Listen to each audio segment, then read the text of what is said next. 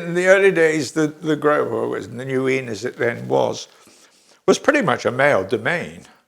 I mean, it was to be commented on if a lady was in the pub, and how well the landlords did, I really have no idea. It was the Wanacott family who ran it for many, many years. As a lad, you didn't really go in the pub. I don't remember when I first went in the New Inn, which is not to say we didn't go to the pub, because we used to go elsewhere, be it the Exeter Inn at Chittermalt or the Fortescue, surprisingly, at Kingston Station. The only thing that put us off about the Fortescue, we obviously didn't have any money. I'm talking about myself, Tony Blight and so on. We had very, very little money.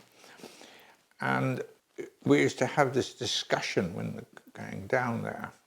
I suppose somebody who could drive, not me. And Mrs. Pierce was the landlady. And being polite young men, one of us would say, having drawn straws, "Would you like a drink, Mrs. Pierce?" And inevitably, she said, "Yes, I'll have a gin and tonic, please," where your heart sank because you couldn't afford a gin and tonic. So I had to borrow some money from somebody else to go to Wallingbrook Hall, where we're usually going, you know.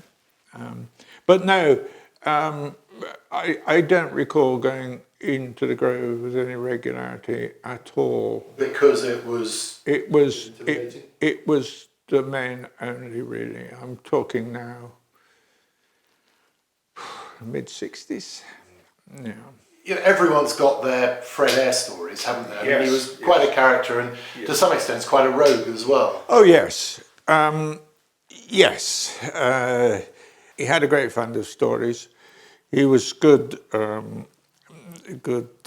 value for visitors in what's now the Grove, always, of course, in return for a pint of cider. And he and Ken Avery sort of vied for visitors' attention. So how did it go? I mean, in the pub, how did it go with him and Ken? Well, I don't think they particularly got on particularly well. They, you know, one would tell a story and the other try to beat it, or zero in on the same visitor who used to ply Ken with rum, and my father was cider. I mean, having said that, the visitors often loved it and came back, you know, because there was no end of stories. They'd always sit at opposite ends of the bar, wouldn't they? Now? Yeah, they sit at opposite ends. Yes. I can always remember you walk through the door and you'd have a split second to decide which way. Yes, quite. Yes, yes. There was another lovely story about was it Bill Westcott up at the pub chatting to a Londoner? Oh, Bill Westcott. Yeah. Oh yes, I think it's one of the funniest things I've ever heard. I went in and I sat in where my father sat on the right-hand side. My father sat many hours there. And over on the left, it was before smoking bans and so on, was Paul Heaton's brother-in-law, who was down doing some building work. And he had quite a distinctive East Midlands accent. He was talking to Bill,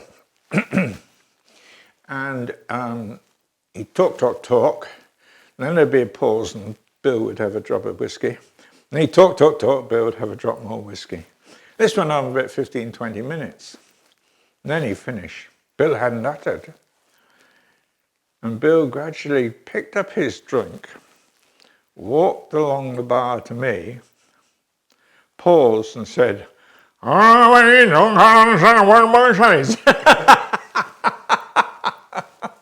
Translation of which is? I don't know about you, John, but I can't understand the word the bee says.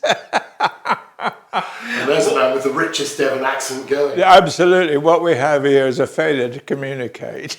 On a grand scale. Yeah.